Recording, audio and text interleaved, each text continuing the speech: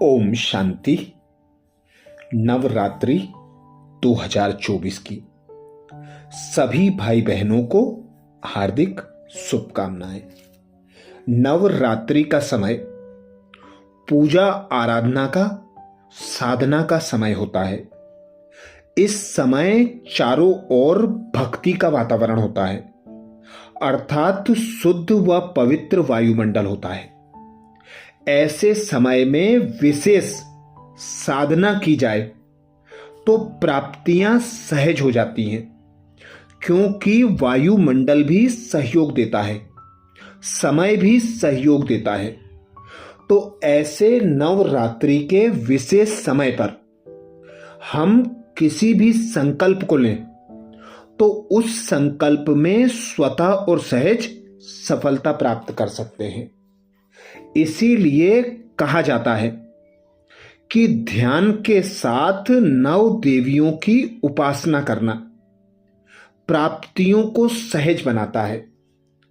ऐसे ही समय पर हम ब्राह्मणों को भी विशेष योग तपस्या में अपने समय को सफल करना है और इस नवरात्रि पर विशेष दृढ़ संकल्प लेकर अपने अंदर की कमी कमजोरियों को मिटाकर अपने अंदर शिव की शक्तियों को भरकर शिव शक्तियों को प्रत्यक्ष करना है। क्योंकि बाबा ने कहा है, शिव बाबा की प्रत्यक्षता बच्चों के द्वारा होगी। जब बच्चे अपने संकल्प, बोल और कर्म द्वारा बाबा की शक्तियों को, गुणों को, ज्ञान को प्रत्यक्ष करेंगे, तभी प्रत्यक्षता होगी। तो आज विशेष नवरात्रि के अवसर पर हम 5 दृढ़ संकल्प करेंगे। पहला संकल्प लेंगे, दिन भर के लिए जागती ज्योत बनकर रहेंगे, अर्थात सदा चलते फिरते, उठते बैठते जब भी ध्यान आता है तो स्वयं को आत्मा अनुभव करने का अभ्यास करेंगे। भल जब भी समय मिले, 1-1 मिनट, आधा मिनट, हमें बार बार यह स्मृति पक्की करनी है कि मैं एक आत्मा हूं, इस देह की भ्रकुटी सिंहासन पर विराजमान हूं, इस देह की कर्मेंद्रियों से कर्म कराने वाली राजा हूं। जब यह स्मृति बार बार अभ्यास करेंगे, इसे दृढ़ करेंगे, तो स्वतः और सहज हम में आदि और अनादि संस्कार जागरण होंगे, देवीय संस्कारों से भरपूर बन जाएंगे और अनेक आत्माओं की सेवा के निमित्त बन सकेंगे। भक्तों की जो इच्छा मनोकामनाएं हैं उनको हम स्वतः और सहज पूर्ण कर सकेंगे। दूसरा दृढ़ संकल्प लेंगे कि दिन भर में 1 घंटा या 2 घंटा या आधा घंटा हम मोबाइल से उपवास करेंगे। एक ऐसा समय निर्धारित करेंगे जिस समय पर हम मोबाइल का प्रयोग ना करें। मोबाइल से खुद को बिल्कुल दूर करेंगे। विशेष 9 दिन का समय है। 9 दिन यदि हम आधा घंटा, 1 घंटा, 2 घंटा, जितना अपने से हो सके उतना समय इस मोबाइल रूपी राक्षस से स्वयं को दूर रखना है। यह मोबाइल हमें भल उन्नति के मार्ग प्रशस्त करता है, पर हमारी साधना में विघ्न भी बनता है। तो साधना का जो समय हम फिक्स करें, उस समय मोबाइल को साइलेंट कर दें या मोबाइल से स्वयं को दूर कर लें। तो जो हम साधना कर रहे हैं, जो लक्ष्य लेकर चल रहे हैं, जो दृढ़ संकल्प ले रहे हैं, उस संकल्प को बल मिलेगा, उस साधना में सफलता प्राप्त होगी। तीसरी बात हम यह पक्का कर लें कि इन 9 दिनों में हम जिसके भी संबंध संपर्क में आएंगे उसे हमें कुछ ना कुछ देना है। मनसा द्वारा उसकी सेवा अवश्य करना है। संपूर्ण विश्व की सेवा तो अमृत वेले और नुमा श्याम विशेष करना है, पर इसके अलावा यह संकल्प करें कि जो भी आत्मा मेरे संबंध संपर्क में आएगी उसे मैं सुख, शांति, आनंद, प्रेम, पवित्रता, गुण, ज्ञान और शक्तियों में से कुछ न कुछ सहयोग अवश्य दूंगी। जैसे कोई भी हमारे घर आता है तो सर्वप्रथम स्वयं को आत्मा अनुभव करें और आत्मा के वास्तविक स्वरूप में स्थित हो जाएं।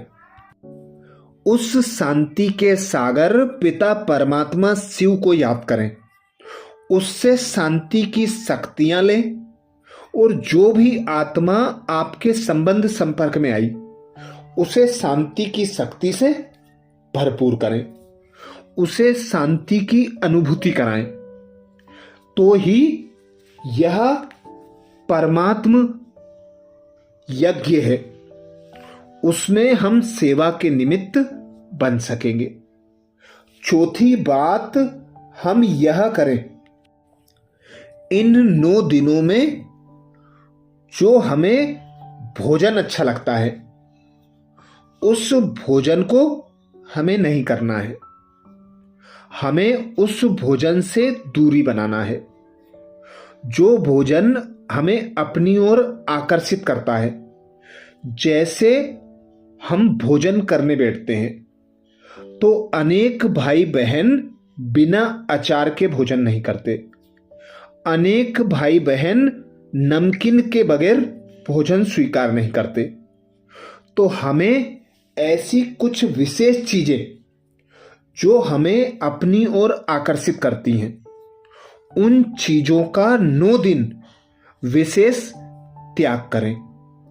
अपनी ऐसी शक्ति को बढ़ाएं कि उस चीज के प्रति हम दूर हो रहे हैं, हम उस चीज के बगैर भी भोजन कर सकते हैं।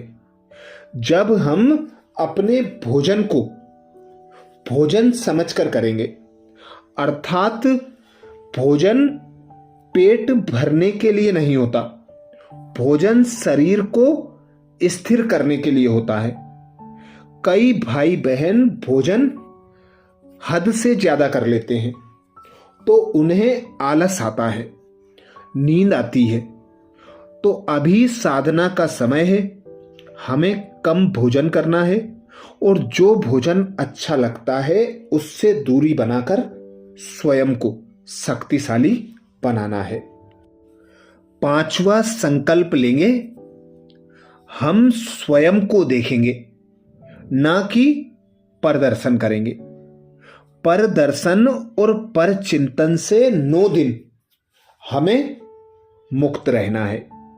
स्वदर्शन करना है, स्वचिंतन करना है, अपने अंदर की कमी कमजोरियों को मिटाते जाना है, जिसके लिए खुद को आत्मा अनुभव कर, पिता निराकार परमात्मा को याद कर, अपने शक्ति को बढ़ाना है।